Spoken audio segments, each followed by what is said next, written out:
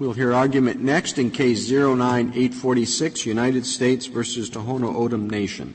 Mr. Yang. Mr. Chief Justice, and may it please the Court. This Court in Keene held that Section 1500 of Title 28 deprives the Court of Federal Claims of jurisdiction when the plaintiff has a pending suit in another court based on substantially the same operative facts, and left open the question whether some overlap in the relief requested is also necessary to trigger that bar. The Federal Circuit erred in holding that Section 1500 applies when both suits, only when both suits, seek the same relief, and that the critical distinction in this regard is whether the particular relief in the plaintiff's plea for relief is deemed legal or equitable. Section 1500's text broadly bars CFC jurisdiction whenever any suit that the plaintiff has pending in any other court is a suit for the CFC claim or is merely a suit in respect to that claim. In other words, another suit for a different but a related claim will trigger Section 1500. That provision was intended to protect the government from simultaneous duplicative suits against the United States and its agents by forcing plaintiffs to elect between those related suits. But you recognize that sequential suits could be brought, so that if the case in the district court went to final judgment, then it would be okay to go to the Court of Federal Claims. That is correct. In some, perhaps in a good number of cases, it's possible to, if you're seasonably prompt in your Court of Federal Claims case or your district court case first.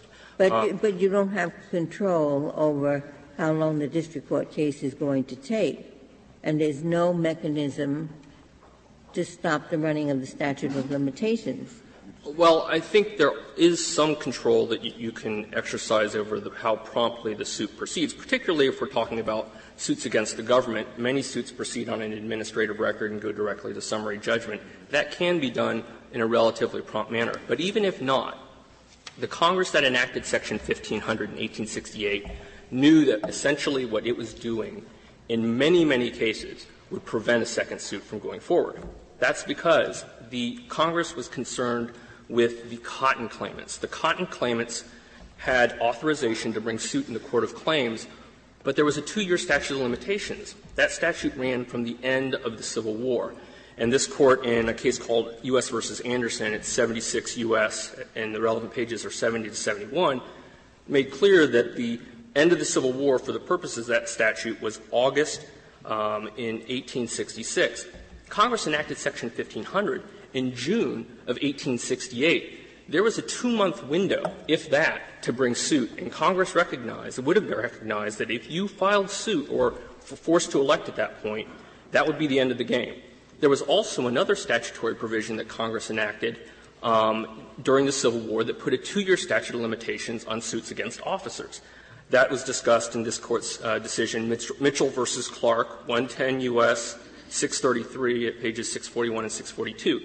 So given the time at which Congress is enacting Section 1500, it knew it was putting plaintiffs to a very hard choice. You had to elect between the Court of Federal Claims remedy and between a remedy in another court against an officer. That remedy would likely be the end of the game. And Congress did that in a very particular way. It did it in a targeted statute that limited the authority of the court that had its hands on the purse strings of the Federal Government, and that performed the very function that Congress just a few years earlier had itself exercised through the enactment of private bills through its appropriations power. So Section 1500 ultimately states in essence that if you're going to bring suit in this specialized court where Congress has vested the Court of Claims with the very special power of distributing money from the Federal fisc, that you could only bring one suit arising from the same operative facts in order to be in that court. Well, but that's you just cotton cases. Why isn't my reading of it quite very simple, which is Congress was concerned with ensuring that a claimant didn't get double recovered in 2 different suits? Isn't that it's simple, you know, you got people suing in different jurisdictions over this, getting a same pot of money or something close to it. Why isn't our view of 1500 just simply You can't have two suits that are seeking the same pot. Well, it wasn't the same pot of money. The Abandoned Property Collection Act, we'll call it APCA, provided for a special statutory trust remedy. That remedy was for the net proceeds of any auction sales that might have resulted from the cotton. If the cotton was lost, it was damaged, it was destroyed, if the proceeds were paid but ultimately didn't make their way into the fisc, you got nothing or you got a substantially reduced fund.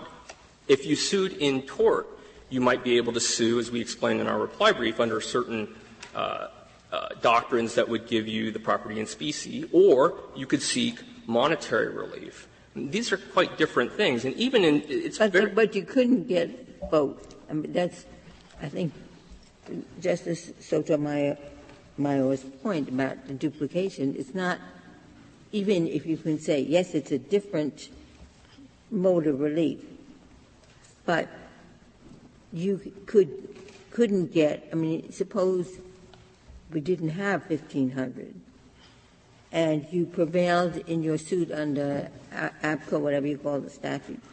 You could not then turn around and sue the government official because you have the single claim, you've been compensated. I don't it's know. Not here. It's not. It's quite different. I mean, one suit is not precluded by the other. You recognize that by saying you could bring the claims court suit after the district court suit. But that's not so in the cotton case. You may in certain instances, but particularly in the cotton cases, Congress knew that what it was doing was forcing one path, and only one path. It wasn't about duplicative recovery. You had to choose, and you weren't going to have time to bring another suit. And Congress would have known that when it enacted the Section 1500's predecessor 2 months before the statute ran in APCA, and perhaps after the statute ran for bringing a tort suit against officials under the cases, the statute that this Court construed in Mitchell. So it wasn't simply that duplicative relief was at issue. Congress was actually forcing you to make a choice in cases in where the types of relief were quite different. And the type of relief, for instance, that you would get in a suit against an agent of the United States, what you get out of that suit is not a pot of money. The Court does not say at the end of the case, here you go, you asked for $1,000, here it is. The Court enters an order. It enters judgment. It says, defendant, perhaps Tony Yang, officer of the government, you pay $100 million, $50 million. It doesn't mean much to the plaintiff if they get asked Tony Yang as an individual. This is very different relief than a money judgment against the United States. It's not the same relief. And in fact, we don't normally think of a claim as embodying a particular type of relief, which is the submission of the tribe here. But I'm not sure I understand your answer to my question. Assuming you had a recovery under for the confiscated cotton, under the one route you had a recovery, you could not sue again under the other route without leaving aside 1,500 because the claim would be precluded. That might have been true in one direction, but maybe not in the other, and let me explain. I'm not sure that there was an instance of this happening because of Section 1500's existence. But if you had, for instance, obtained damages against an individual agent in a suit, and you still could have brought suit within the Abandoned Property Collection Act, the Abandoned Collection Property Act provided a statutory trust for the owner of the cotton. It's not at all clear that that would have been precluded. There may well have been, but for the statute of limitations problem, the ability to get a double recovery. But nevertheless, I mean, our submission ultimately turns on the understanding of the text of the statute, which is quite broad. The text not only precludes well, but it's not as broad as your test arising out of the same operative facts. It doesn't say that. It says any claim for or in respect to which. And it seems to me that the facts of this case draw that precise distinction. When you're asking for an accounting, you're not raising any claims about people doing anything bad at all. You're just saying, let me know what I've got. And then when you bring a claim for money because of mismanagement of the trust, that's quite different. That's true in some cases of an accounting. It's not true on these complaints. The complaints here are they have a sense of a kitchen sink type of a pursuit of these claims against the United States. The district court case is not simply seeking an accounting of old money, as the tribe submits.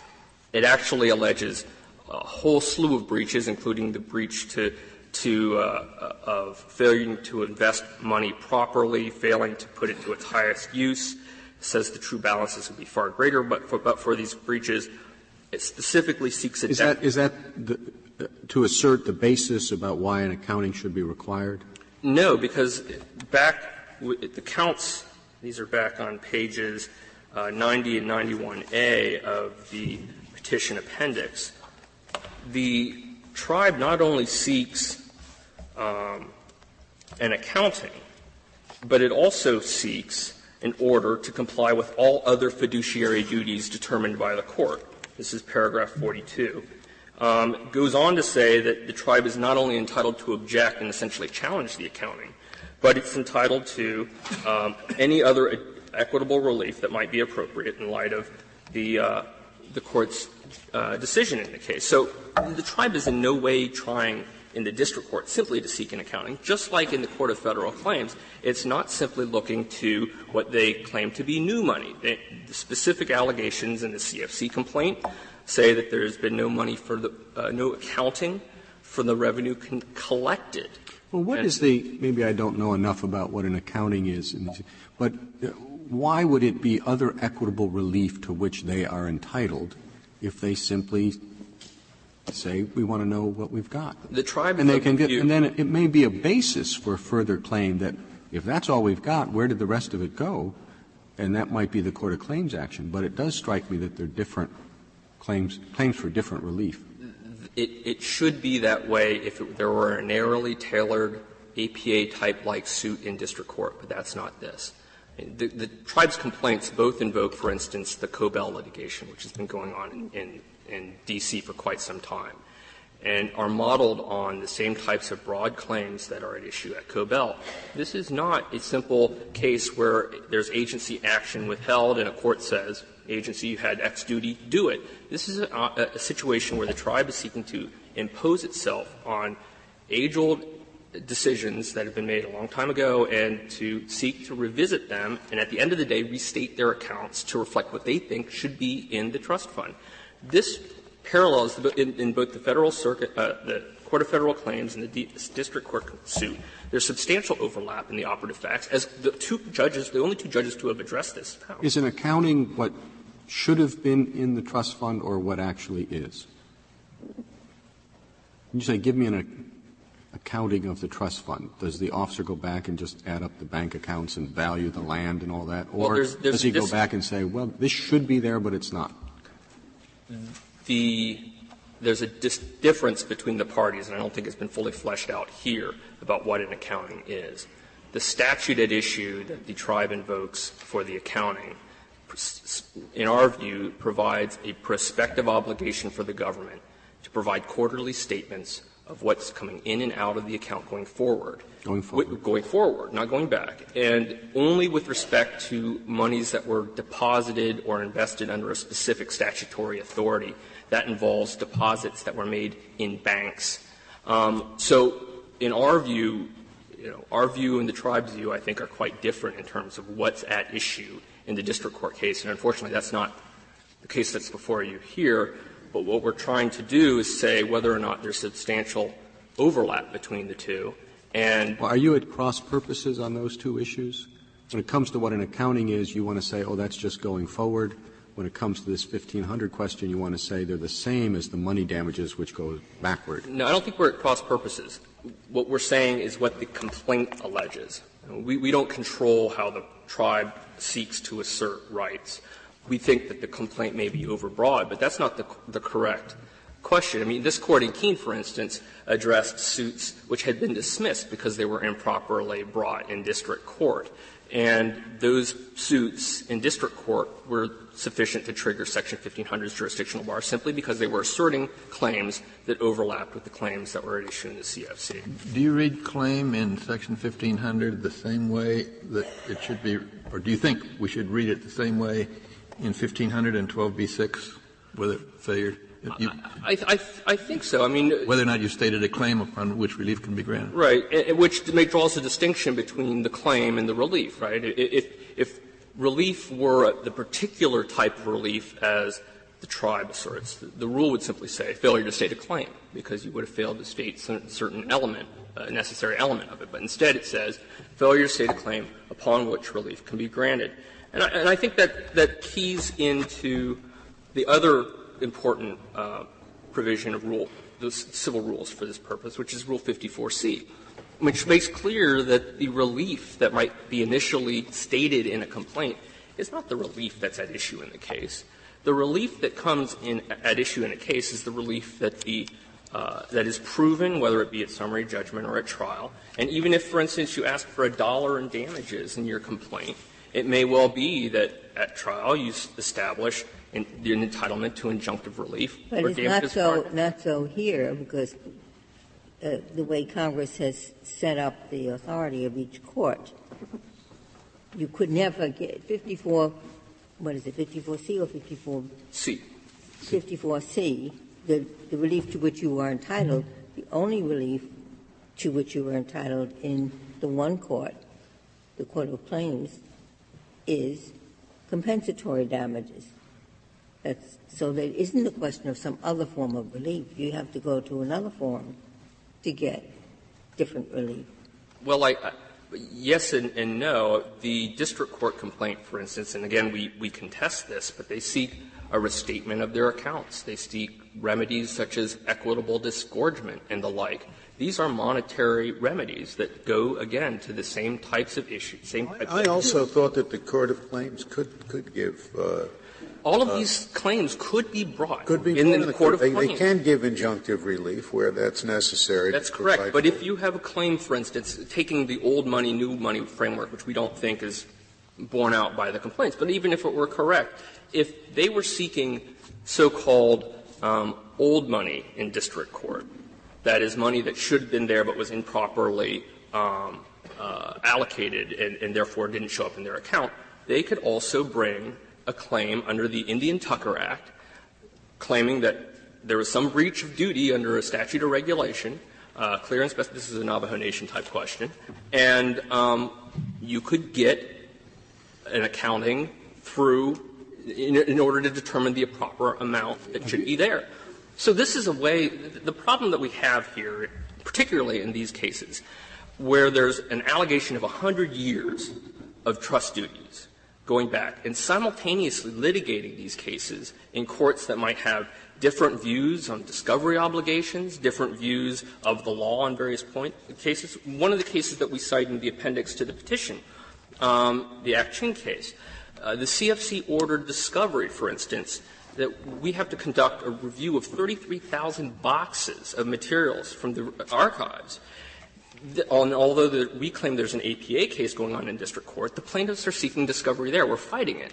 But this type of duplicative litigation and the burden on the government is precisely what Congress in 1868 said, if you're going to bring — Is there any instance you've been able to think of where an Indian tribe could have a claim for money of some kind and some other kind of relief that they seek where they couldn't get it all in the Court of Claims?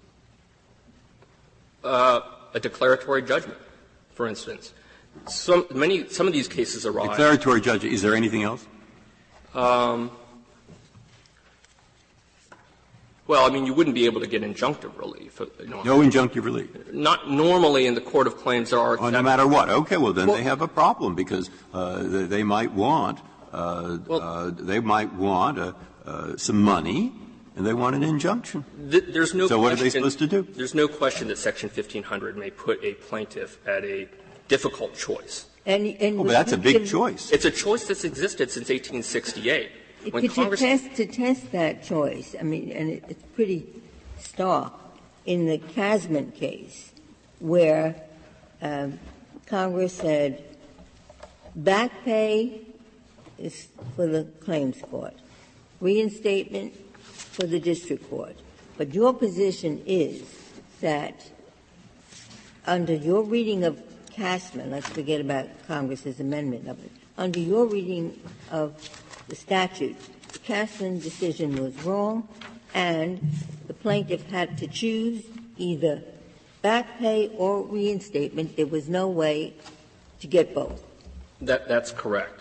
And I think that was this Court's suggestion at the end of Keene, when courts recognized that because there are complicated jurisdictional regimes that apply when you sue the government, the Court explained there may well be situations where this precludes a plaintiff from seeking all the relief that you would otherwise be able to get if you could bring suit separately.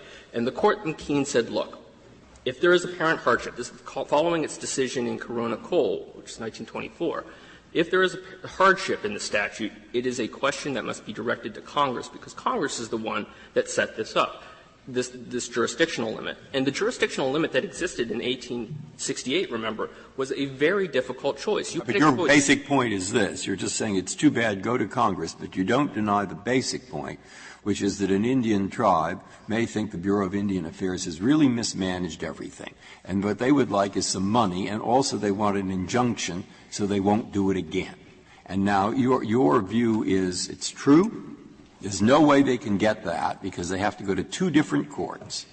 And really, in your view, they can't go to two different courts, period. Well, let me so the hardship is definite. It's just you're saying that's what Congress wanted. The hardship may be there. The hardship is less now than it was in 1868 because of the language. Why isn't it just as bad as what I just said?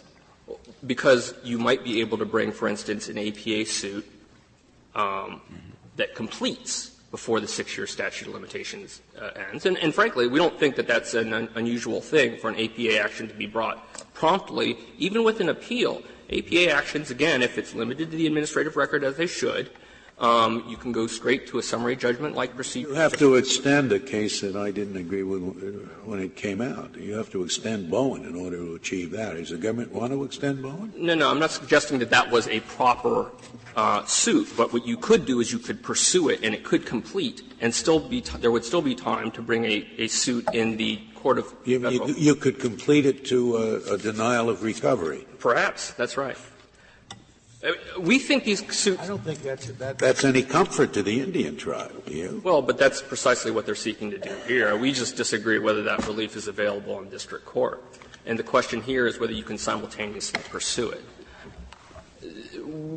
Let me be clear. These cases, in our view, should almost all be brought normally in the Court of Federal Claims. These cases are seeking money for past actions, and that's precisely what the Court of Federal Claims should address. However, a number of plaintiffs like to try their hand at more than one court, and they bring simultaneous suits, just as Tucker, the Cotton claimants did in the 1860s.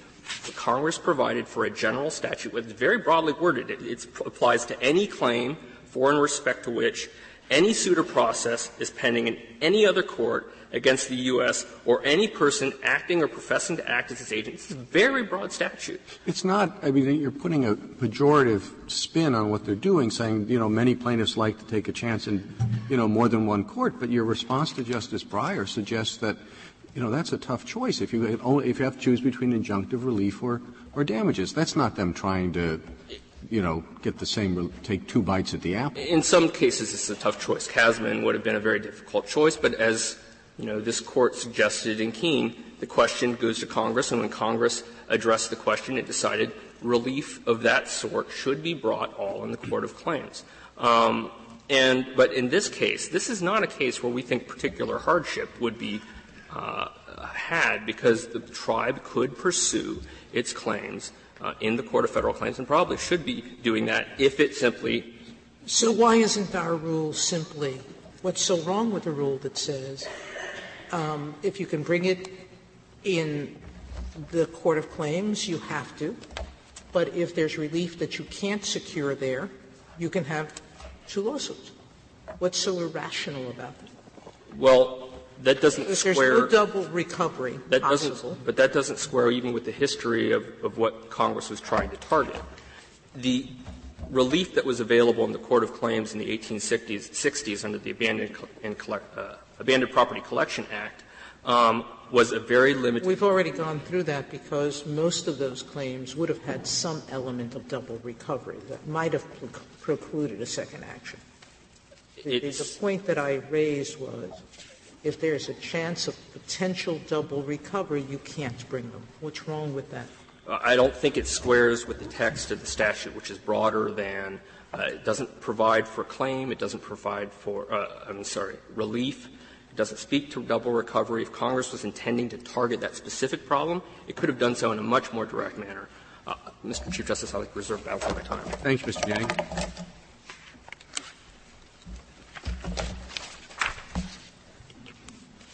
Ms. Spinelli. Mr. Chief Justice, and may it please the Court, two suits are for or in respect to the same claim under Section 1500 only if they stem from the same operative facts and seek duplicative relief.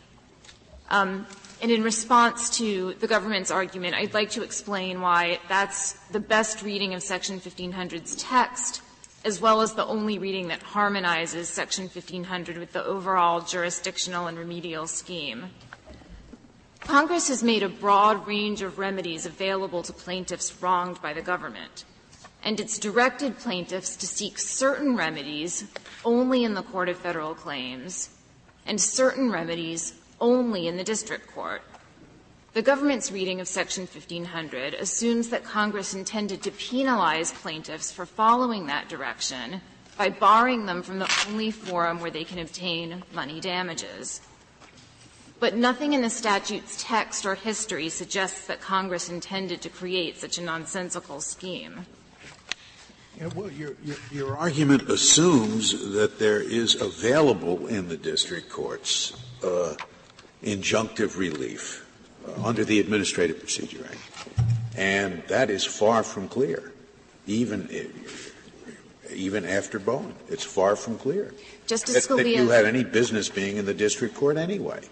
And so in a way we're resolving a very strange question. That is, if, as is not clear, you have a right to sue in the district courts for an injunction, can that suit proceed because of 1500 when there is a suit pending in the Court of Claims? And, that's sort of an abstract question.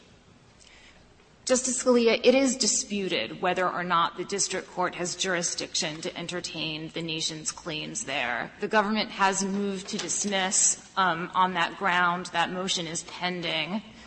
We don't believe that the district court's jurisdiction over the claims raised in the district court is a question that this Court needs to face. Rather, the question here is whether the Court of Federal Claims has jurisdiction over the claims brought in the CFC. And that turns not on whether the district court has jurisdiction, but on whether duplicative relief is sought in both suits. The main thrust that I was raising is, does this really get the tribe into trouble? They have to forego one kind of relief or another. So I said, what about injunctive relief? That's what he's thought of. But Justice Scalia raises the point, well, they're not going to be entitled to injunctive relief anyway, because the APA doesn't provide it, if I'm saying correctly. So you've given up the null set. Now, giving up the null set. No, not at all, Justice Breyer. I mean, first of all, we would contest that we're not entitled to the relief that the nation sought in the district court. We believe that the nation is entitled to that relief. But could it get it in the court in the claim? Could it get that kind of relief in the Court of Claims? Correct. Yes, it could. All right. No. You're right that it could not. It could not. The relief that's being sought in the district court is primarily an accounting. An accounting is inherently an equitable remedy, a remedy that under trust law the trustee owes to the beneficiary to provide the beneficiary with all information necessary for him to protect his rights. But isn't it well established that part of the jurisdiction of the equity court, when it requires an accounting, is to give damages for breach of the trustee's duty? I mean, that's Hornbook. That may well be the case, Justice Kennedy, in common law trust suits. That wasn't requested. No, I'm talking about historically in equity. No, historically in equity, the trustee who breaches the trustee's duty, in the equity court is required to give damages. You're correct that normally, so that in the past, all suits. It's not common law, it's equity. It's old law. Correct. It affects equity. You're correct that in the days of the divided bench, suits for breach of trust were brought in equity. I don't think we need to parse that finely here, because the question here is whether or not the tribe has sought duplicative relief in both courts. Well, isn't that unrealistic? You don't want an accounting for the sake of having an accounting so that you can put the accounting in your desk. Oh, look it. They've stole $100 million from us. You want to get the $100 million. Both of these suits are directed at the same object, and it is fanciful to think that there's this separate suit for an accounting. The object of that suit is the same thing as the object of the suit in the Court of Claims. With respect, Justice Scalia, that's not the case. The accounting has enormous benefit entirely apart from any monetary relief that it might ultimately lead to. The nation, as well as other tribes who have brought these kinds of suits, lack basic information about what they own, what the metes and bounds of their lands are, what leases have been granted, how long they last, what easements and rights of way have been granted over their land, what the status is of their mineral rights and timber rights. All of this is information that the tribe needs and that Congress recognized in the Indian Trust Fund Management Reform Act that the tribe needs in order to exercise its federally granted right to decide how its assets are best managed. And the longer that that accounting is delayed, the more the nation is harmed by the inability to do that, the inability to decide whether certain funds should be withdrawn from trust held by the United States, the inability to decide whether it should bring claims against third parties. So there's real value to the accounting that's entirely separate from any monetary relief. And the accounting is not sought in the Court of Federal Claims. The Court of Federal Claims has long held that it lacks jurisdiction to grant that kind of pre-liability historical accounting. Can you get the accounting in conjunction with the claim of damages? I mean, maybe the Court of Federal Claims you can't go there and say, look, I want an accounting, but you can say, I've been wronged over the century and I'd like to find out to what extent. And before you can figure that out, you actually have to have an accounting. Can't the Court of Federal Claims get an accounting in that context? The Court of Federal Claims can order something called an accounting in aid of judgment.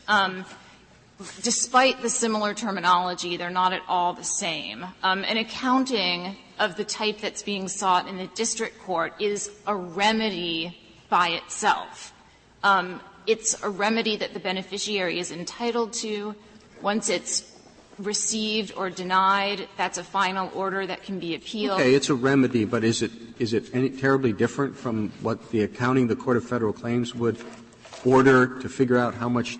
It is, because it requires the trustee to provide all information about the trust that might be relevant to the beneficiary, and it does so without requiring the beneficiary to prove any mismanagement. By contrast, and were those accountings available before the Administrative Procedure Act was passed? I mean, is the jurisdictional basis for that the waiver of sovereign immunity that allows you to demand an accounting from the United States? Is that just the APA? The waiver of sovereign immunity that's being asserted in the district court is the APA. That's correct. What about this? So you didn't have a right to that before the APA was passed? In the district court, yeah. No. Well, neither in the district court nor in the Court of Claims. So this is not an unthinkable situation. It's a little bit more complicated. It was thought about for a century anyway. It's a little bit more complicated than that, because prior to the Court of Federal Claims in its current incarnation, certain claims for an accounting could have been brought before the Indian Claims Commission, But, I mean, that's going a little far afield. At any rate, Congress has now recognized specifically by statute that this is something that tribes need, and that's the right that the nation is seeking to enforce in the district court action. Why do you say Congress has specifically recognized it by statute? Are you referring to the APA? No, I'm referring to the 1994 Indian Trust Fund Management Reform Act, which specifically required the Department of the Interior to provide tribal beneficiaries with certain statements, certain accountings regarding their. But did not provide for a lawsuit against the government. They did not expressly do so, no. What about in the CFC, aren't you asking for compensation for losses and injuries from the commingling or the misappropriation of assets? No, Justice Kennedy. In the Court of Federal Claims, if a close reading of the complaint will show, the nation is requesting 4 specific kinds of relief. First, it's asking for damages from the United States' failure to lease its mineral rights for fair market value. That's count 1. Count 2 is seeking damages from the United States' failure to obtain fair market value for leases of its land. Count 3 is seeking damages from the United States' failure to invest judgment funds in a timely way and to obtain the maximum interest rate. And count 4 asserts a similar claim for damages with respect to the trust funds. But your brief seems to make the point that that's all just interest on capital. It's not for the loss of capital. But even as you described it, it sounds to me that you get damages for loss of capital plus interest. It's not just interest. You're correct. I mean, maybe if I give an example, this will make things a little bit clearer. Say that the government sold a stand of timber belonging to the nation for $20, even though the stand of timber was worth $40. It then deposited into the trust account $10. The suit in the district court seeks an accounting and a restatement of the accounts and, to the extent appropriate and available, equitable restitution of the $10 that was missing from the account. The suit in the CFC seeks to recover the $20 that the United States should have earned had it acted as a prudent fiduciary when it was selling the stand of timber. And the nation is entitled to both sums of money, but they are different. And because the money sought in the 2 courts is different, the relief is not duplicative. My problem is that I read the CFC complaint as including both. I'll take a look at it. And I intruded on Justice Breyer's question. What I'm trying to work out still in my mind is if you say, look, Indian tribe, you have to go to the Court of Claims, period. You can't go to these other courts. I mean, unless you're going to give up the Court of Claims. Is the Indian tribe going to really lose something that it needs? Yes. And I know you think yes, but I realize that. What I want to ask you about is in Section 2 of 1491, there is a sentence which says about the Court of Claims, in any case, including the 1505 Tucker Act, the court shall have the power to remand appropriate matters to any administrative or executive body or official with such direction as it may deem proper and just. Now, that seems awfully broad. So I'm thinking now, if they want money, they can get the money from the Court of Claims. If they want something like an injunction, you could ask the Court of Claims, tell the executive branch to behave the way we think they have to under the law, and there's your authority.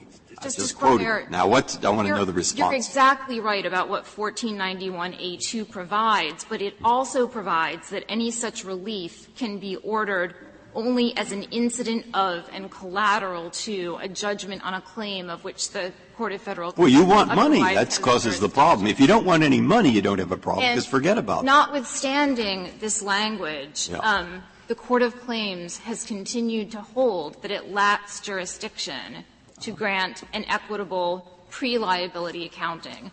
All that it can do is, after liability for certain acts of mismanagement has been proven, calculate damages for those specific acts of mismanagement. I'm now, not sure I understand. You could not bring in the Court of Claims the old money claims, and why?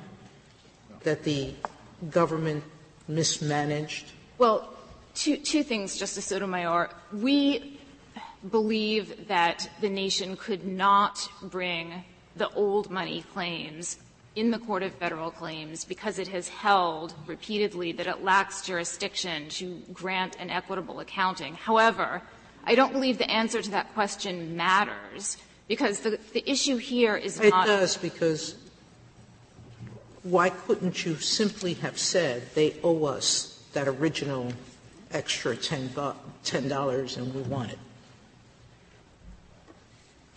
What? Dividing — well, it is clear that the accounting sought in the district court couldn't have been obtained in the Court of Claims.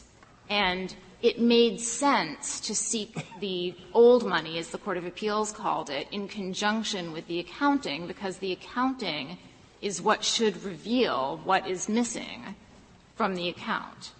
And that's the reason, and not for any manipulative or forum shopping purpose, that the nation split its complaint the way it did. Now, to be sure, there is some fuzziness about the jurisdictional line between the Court of Federal Claims and the district court. There's no doubt about that. The nation did its best to negotiate that and filed its complaints in good faith. We believe that that question doesn't need to be addressed by this Court, because the only question Section 1500 asks is whether the two suits are for or in respect to the same claim, by which we think it means, are they for or in respect to the same demand for relief? Here, the government says the statute is simple. It says you can't have two suits simultaneously, or you can't when the CFC suit is the second one. And Mr. Yang told me that, yes, the government thinks that in the Cashman case, there was a choice. You can sue for reinstatement in the district court, you can sue for back pay in the claims court, but you cannot get both. And when Congress realized that that's what was happening, Congress did not adopt a didn't bless it, the two-state, two-court solution. Congress said there'll be one lawsuit. It'll all be in the claims court, and they can grant both the back pay and the reinstatement. So the two-suit approach was rejected, I guess, in Congress's response to Cashman. With respect, Justice Ginsburg, I would disagree. I think that action by Congress in the 1972 Remand Act strongly supports the conclusion that Congress has implicitly acquiesced in this construction of Section 1500. Congress, you're right, Congress decided not to say, go ahead with your two suits in two different courts. It thought that was too burdensome for the plaintiff. Rather, it amended the Tucker Act to permit the plaintiff to pursue both remedies in the Court of Federal Claims. But that shows that Congress was well aware of the Cashman holding, and it did not make any change to the statute to cast the holding into doubt, that where two remedies are available in two different courts, one can pursue them by bringing simultaneous suits in the two different courts. All that it did is make it easier for plaintiffs in that specific situation to get full relief. Beyond that, in 1982 — Well, excuse me, it didn't make it easier. You had to bring them both in the Court of Claims, no? You didn't still have the option of bringing two different suits, did you? No. I think after the amendment — You had to go to the Court of Claims. Yes, I mean, otherwise that would but raise a claim splitting. If they were just making it easier, they would have said, you can do either one. Well, I mean, clearly the easier path is to have one suit. I don't think any plaintiff wants to be forced to bring two suits to obtain two different remedies, both of which it needs, at double the expense and, double the anxiety. But I think what's significant about the 1972 action is that Congress did absolutely nothing to suggest that it disagreed with the Casman holding. And the same is true in 1982 when Congress completely revamped the entire jurisdictional scheme, changed the jurisdiction of the claims court very much, and yet left Section 1500 entirely untouched. And that makes sense. I mean, just to turn to the text for a minute, the key word, as I think this Court said in Keene, is the word claim. Claim can mean a lot of different things. It can sometimes mean the set of operative facts from which a right to relief arises, which I believe is at least implicitly what the government is saying. It can also mean a demand for relief. For instance, in this Court's cases regarding Article III standing, it's routinely said a plaintiff has to establish standing separately for each claim, which means for each form of relief sought. The reason that is the correct reading of Section 1500 is because of the nature of the jurisdictional scheme. The Court of Federal Claims has always been a court of limited jurisdiction. It can only grant certain remedies, primarily money damages, and the word claim in the Tucker Act and its predecessors from the very beginning, prior to the enactment of Section 1500, has been read by this Court to mean a demand for relief. That would be inconsistent with the definition of claim in the Federal rules. I think. Yes, I think the definition of claim in the Federal rules, I think that's a different definition of claim. I think what we have here is a narrower definition that was first established in the 19th century through this Court's decisions construing the Tucker Act and its predecessors. Given that the word claim in the Tucker Act carries that narrow meaning, it certainly makes sense to construe the word claim in Section 1500 as having the same meaning. If you give it that narrow meaning, however, the government says you are contradicting what was the case with regard to the cotton suits. That's that in fact, some of them were asking for funds from this money from this common fund, and others were seeking relief against the individuals who had taken the cotton or a replevin of the cotton. Those are different claims, as you define claim anyway. I don't think that is our definition of claim, but let me explain. We don't dispute that some cotton claimants, brought writs of conversion or trespass. Some may have brought writs of replevin or detenue seeking the cotton itself back. The relevant fact is that a suit saying, I want my 100 bales of cotton back, and a suit saying, I would like money to compensate me for the loss of my 100 bales of cotton, seek duplicative relief. But that's different from the word claim. I mean, if you're hanging the whole thing on the word claim, you gave me what seemed to me a very plausible alternate definition of claim. But your case does not follow that. Your case hinges on duplicative relief, which is something quite different. I don't know any different definition of claim that is synonymous with duplicative relief. The word claim in Section 1500 refers to claims over which the Court of Federal Claims has jurisdiction, just as it does in the Tucker Act. There's no express limitation in the Tucker Act on the relief that can be granted. The word claim has been read implicitly to incorporate the limitation on the kind of relief that can be granted. Therefore, in Section 1500, a suit for or in respect to a claim in the Court of Federal Claims must mean a suit for or in respect to a demand for relief that the Court of Claims can grant. And where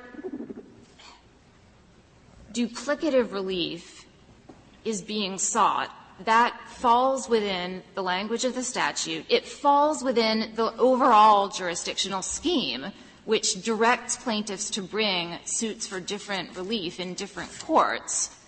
And it also coheres with the Cotton claimants. The Cotton claimants were seeking duplicative relief, and that's the concern that Congress aimed at. Congress was not faced in 1868 with a situation in which plaintiffs had been directed to seek different non-duplicative remedies, remedies that weren't substitutes for one another but complemented one another. Was it always duplicative? I had the impression that sometimes they sued for some money out of a fund, which would have been partial. And other times they sued for the value of the cotton. And other times they sued for the cotton itself, which in certain circumstances could have been worth a lot more. Maybe by the time of suit it went up. I mean, do we know it was always duplicative in those cotton suits? I believe we do know that it was always duplicative, notwithstanding the fact that the amount one might recover might differ. Well, then how, if the amount differs, then what is suppose the cotton belonged to the Indian tribe? And on the one hand, they want an accounting of money ever earned out of this cotton in the past, and on the other hand, they want what the cotton is worth in the future on the New Orleans exchange. I mean, that is Justice not Scalia's question. That is not duplicative. What's duplicative is a remedy that's either the same or a remedy that serves as a substitute for another remedy. And what this Court has said, though, is that even if it's not a completely full substitute, even if, say, the damages sought in one court are less than the damages sought in another, if they are duplicative relief for the same injury, they're barred by Section 1500. And I think that's completely consistent with the holding in Keene. In Keene, the plaintiff was bringing multiple suits against the United States in different courts for duplicative relief, money in compensation for funds that had paid out to asbestos claimants. And notwithstanding the fact that it brought some of those suits on a contract theory and some of those suits on an equitable tort theory of indemnification, the statute barred those.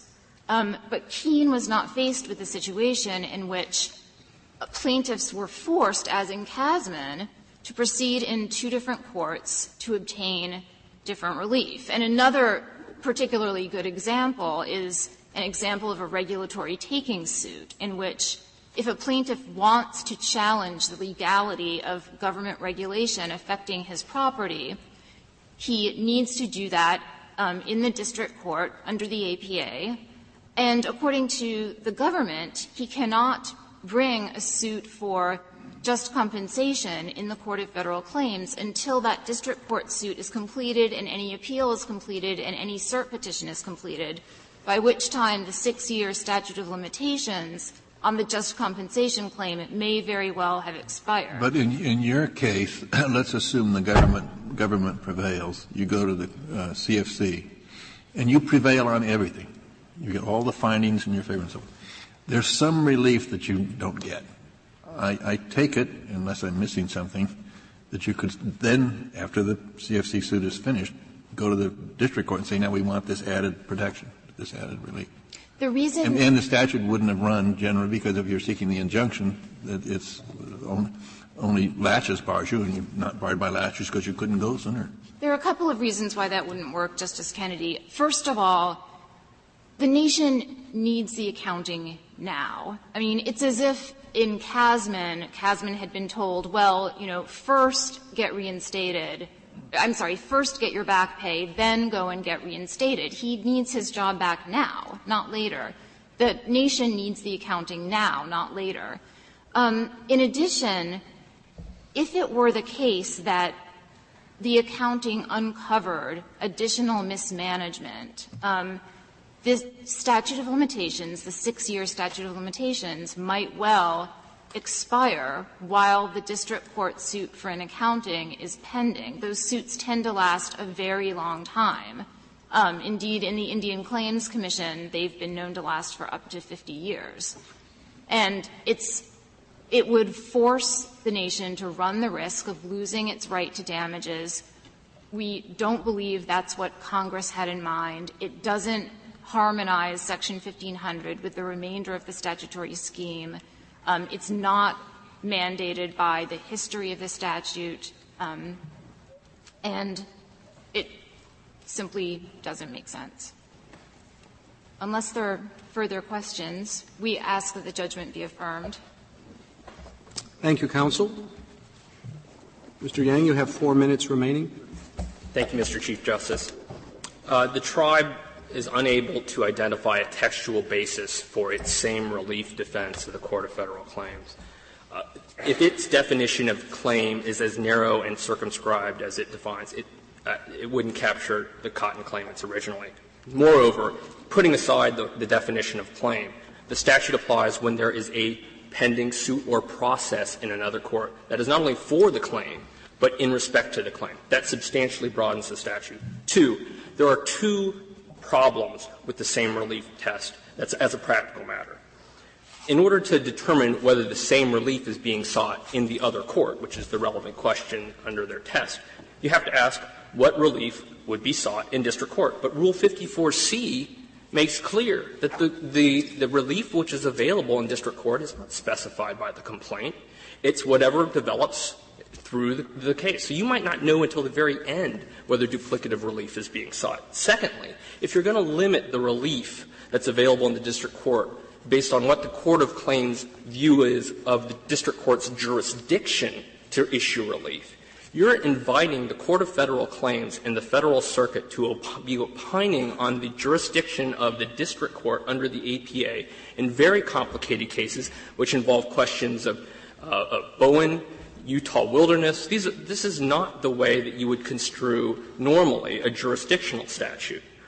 The specter of 50-year-old suits proceeding simultaneously in the Court of Federal Claims in district court certainly would have spoken to the Congress that enacted Section 1500, its predecessor in 1868. Do you agree with your friend that there are differences between the accounting you can get in the district court and the accounting you can get in the Court of Federal Claims as a prelude to monetary damages?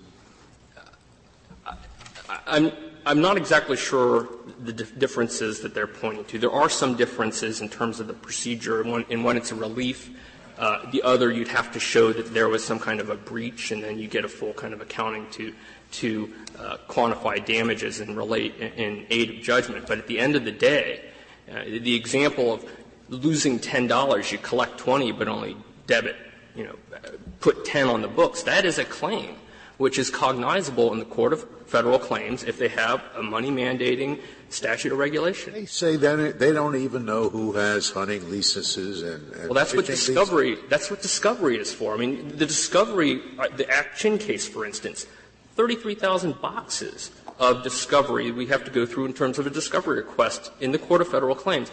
This is done this is the way cases normally proceed. They do not proceed on dual tracks where the very premise of liability in the Court of Federal Claims is being litigated in district court, where they're seeking to challenge, an accounting. An accounting normally would be, here is an account of your assets, but they're seeking to challenge it.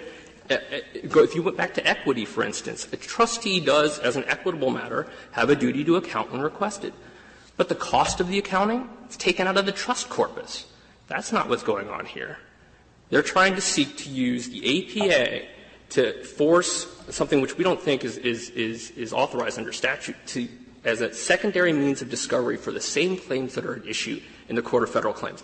That type of duplicative litigation and the burden on the Federal courts is precisely what Section 1500 was intended to prevent against. And the absence of a textual basis for the same relief test that the Court of Federal Claims or a Federal Circuit adopted here, I think, is fatal to the case. But the accounting doesn't come out of the trust corpus if there's misfeasance. The trustee has to pay the damages for that. I can't speak to that, Justice Kennedy. That's possible.